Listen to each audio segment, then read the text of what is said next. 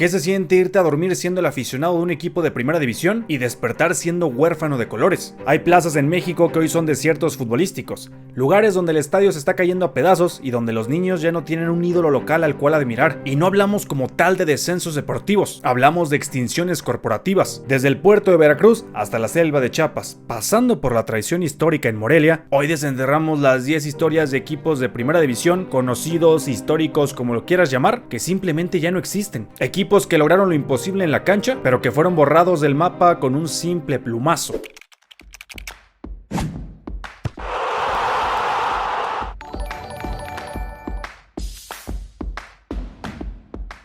Número 10. El Club Deportivo Oro, el gigante olvidado de Jalisco. Comenzamos este recuento con una pieza fundamental de la arqueología del fútbol mexicano, el Club Deportivo Oro. Fundado en 1923 en el emblemático barrio de Oblatos en Guadalajara, el Oro no era un equipo cualquiera, era el tercer eje del fútbol tapatío junto a Chivas y Atlas. Durante la época amateur, el Oro fue un animador constante, pero su verdadera leyenda se escribió en la era profesional. En 1962, el fútbol mexicano vivió bajo la dictadura del campeonísimo Guadalajara. Nadie podía toserle a las Chivas hasta que apareció el Oro. En una temporada épica, el equipo Oro logró lo imposible, arrebatarle el título a las Chivas en la última jornada. Fue una hazaña que sacudió los cimientos del país. El Oro era campeón del fútbol mexicano. Sin embargo, tras tocar el cielo, comenzó una caída libre que sirve como advertencia para todos. Los problemas económicos empezaron a asfixiar al club en la década de los 70. La falta de una base sólida de aficionados, comparada con Chivas y Atlas, sumada a administraciones que no supieron capitalizar el éxito, llevó a la venta de la franquicia. En 1970, el club pasó a llamarse Club Jalisco, intentando unificar una identidad que nunca cuajó.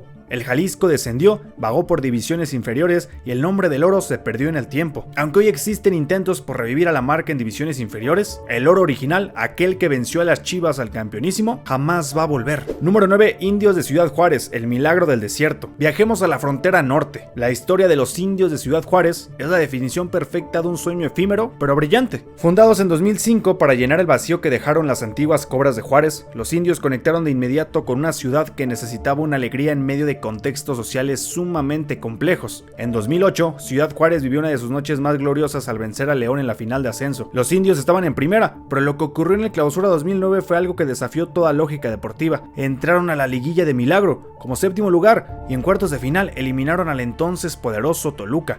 Llegaron a semifinales y pusieron contra las cuerdas al Pachuca en una serie dramática. La ciudad era una fiesta, el estadio Benito Juárez se convirtió en una fortaleza inexpugnable. Pero en el fútbol, el éxito sin sustento financiero es una trampa. Tras esa semifinal, el equipo se desmoronó. Vivieron una racha histórica de partidos sin ganar y para el 2010 regresaron a la Liga de Ascenso. La directiva no pudo sostener los sueldos, las deudas con la Federación Mexicana crecieron exponencialmente y en 2011 la Federación decidió desafiliar al club. Ciudad Juárez perdió su equipo de la noche a la mañana. Los indios pasaron de pelear finales a no existir, demostrando que en el desierto los espejismos también ocurren en la cancha. Número 8. Lobos BUAP, la academia que se quedó sin voz. El caso de Lobos BUAP es uno de los más recientes y también polémicos. Representando a la benemérita Universidad Autónoma de Puebla, este equipo picó piedra en el ascenso durante casi 2 décadas hasta que en 2017, bajo la dirección técnica de un joven y audaz Rafael Puente del Río, lograron el ascenso practicando un fútbol ofensivo y refrescante. El paso de Lobos por primera división fue un caos administrativo. A pesar de que el equipo competía y de que figuras como Julián Quiñones empezaron a brillar ahí, la directiva universitaria no tenía los fondos para competir con los grandes presupuestos. Descendieron deportivamente en 2018, pero pagaron una multa de 120 millones de pesos, una cifra ridícula, para quedarse en la categoría. Sin embargo, la supervivencia comprada duró muy poco. En 2019, en una movida que dejó atónita a la afición poblana, la franquicia fue vendida a los Bravos de Juárez. Los Lobos, que habían construido una identidad ligada a la comunidad estudiantil, desaparecieron del mapa profesional. El fútbol universitario perdió su lugar en la mesa de honor para dar paso a un negocio de frontera,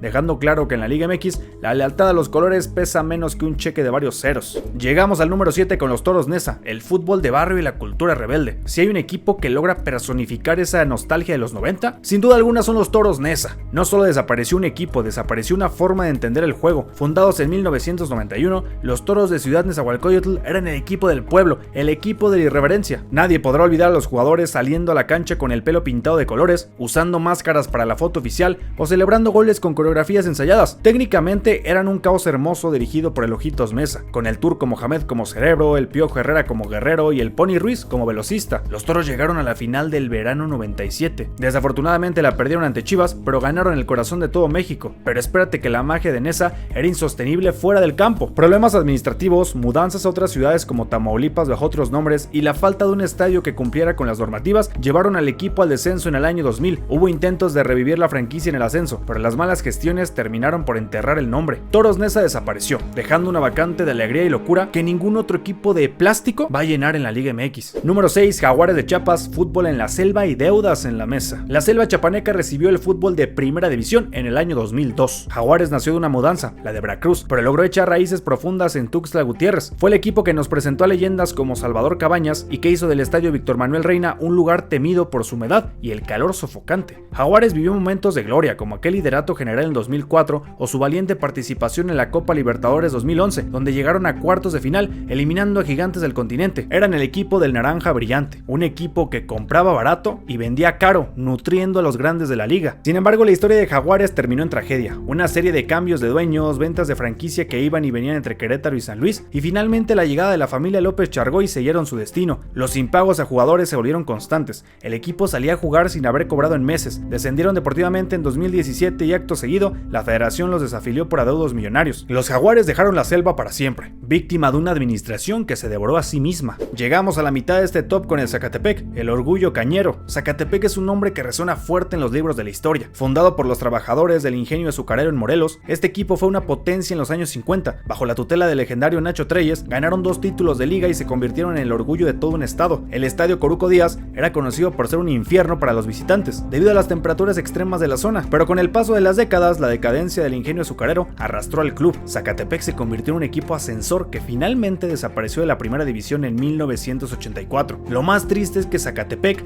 ese nombre, ha sido usado, desbaratado, prestado, pisado por muchos empresarios. Franquicias que se mudaban, nombres que cambiaban a Atlético Zacatepec o Zacatepec siglo XXI. En 2020 la última versión profesional del equipo fue mudada a Morelia para revivir al Atlético Morelia, dejando a los cañeros sin fútbol profesional una vez más. Zacatepec es el ejemplo de cómo un legado histórico puede ser tratado como una simple mercancía de intercambio. Número 4. Los Tecos de la UAG, el título que se fue a Zacatecas. Los Tecos de la Universidad Autónoma de Guadalajara eran ese equipo de nicho de Zapopan. Propiedad de la familia Leaño, los Tecos se distinguieron por su orden administrativo y por aquel uniforme a cuadros que los hizo icónicos. Ándale, este mero que está saliendo aquí, el que parecía Croacia. Su momento cumbre llegó en la temporada 93-94, cuando de la mano de Víctor Manuel Bucetich se coronaron campeones de liga, siendo el primer equipo en la historia en ser campeón de tercera, segunda y primera división. A pesar de tener una de las mejores infraestructuras de México con el Estadio 3 de Marzo, la falta de afición les terminó pasando factura. En 2009 intentaron modernizarse cambiando el nombre a Estudiantes Tecos, pero el experimento fue un fracaso. En 2012 descendieron y un par de años después el grupo Pachuca compró la franquicia para mudarla a Zacatecas y convertirla en los Mineros. Que ojo, esté el rumor que el Pachuca compró a los Tecos porque le salía más barato comprar el equipo que comprar un jugador que querían de ese equipo, y este jugador era Jürgen Damm. El Tecos original, el del título y la historia universitaria, desapareció del máximo circuito, dejando atrás un estadio vacío de gloria profesional. Número 3. San Luis, los gladiadores que perdieron el rumbo. San Luis Potosí es una plaza que tiene una relación tóxica con el fútbol mexicano. Han tenido ascensos, descensos y desapariciones cíclicas. La etapa más recordada sin duda fue la de los gladiadores entre 2006 y 2011. Con el apoyo de Televisa, el San Luis llegó a la final en 2006, la cual perdieron contra Pachuca, y se convirtió en un invitado frecuente a la liguilla y a la Copa Libertadores. Pero en 2013 la directiva decidió que el equipo no era rentable en San Luis y mudaron la franquicia a Chiapas para mantener el fútbol allá. Fue un golpe devastador para la afición potosina. Aunque hoy existe el Atlético San Luis con el respaldo del Atlético de Madrid, es una franquicia completamente nueva. Los gladiadores, aquel equipo del uniforme oro y azul que representaba el espíritu aguerrido de la ciudad, desaparecieron por una decisión ejecutiva tomada a cientos de kilómetros a distancia. Número 2. Veracruz, el tiburón que se ahogó en la polémica. Llegamos a uno de los casos más dramáticos y mediáticos de la historia reciente, los Tiburones Rojos de Veracruz. Un equipo con una tradición inmensa, fundado en 1943 y con 2 títulos de liga en su vitrina, el puerto siempre fue una de las plazas más apasionadas de México, pero su historia reciente es una película de terror. Bajo la gestión de Fidel Curi, Veracruz se convirtió en el epicentro del caos, adeudos de sueldos que llevaron a los jugadores a protestar en pleno partido. Recordarán aquella escena contra Tigres, donde los jugadores del Tiburón se quedaron parados mientras les metían goles, falta de agua en las regaderas, controversias legales constantes y un rendimiento deportivo paupérrimo. A pesar de que el equipo descendió deportivamente en 2019, Curi pagó una multa para quedarse. recuperarse, pero el desorden era tal que a finales de ese año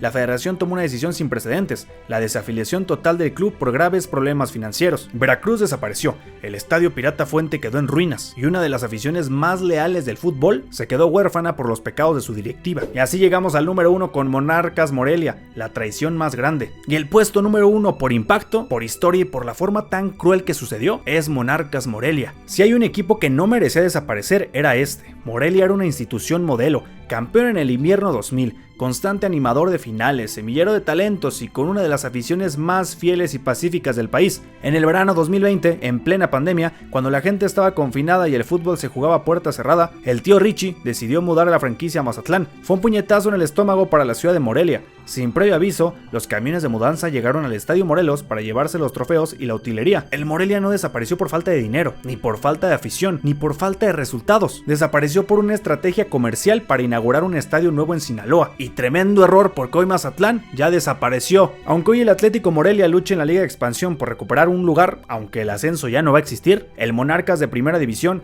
aquel que nos hizo vibrar con el gol de Heriberto Ramón Morales, fue borrado por un plumazo corporativo. La desaparición de estos 10 equipos nos deja sin duda alguna una lección amarga. El fútbol mexicano es un negocio de franquicias, donde la identidad y el arraigo a veces parecen ser accesorios descartables. Ciudades enteras se quedan sin domingos de fútbol, familias pierden sus tradiciones y los colores se archivan en el cajón del olvido. Veracruz, Morelia, Nesa, no son solo nombres en una lista, son cicatrices en el mapa de nuestro fútbol. Mientras no existan candados reales para proteger el arraigo de los clubes, seguiremos viendo historias de equipos que tocan el cielo en un día y dejan de existir al siguiente, porque en México tristemente, a veces el silbatazo final no lo da el árbitro, lo da un contador en una oficina. Si este video te hizo recordar momentos especiales con algún equipo, dale like y suscríbete. Comenta qué otro equipo crees que debería estar en este top, o cuál de estas desapariciones te dolió más. Como siempre, muchas gracias por todo el apoyo que me están dando y nos vemos el siguiente lunes con otra joyita de video.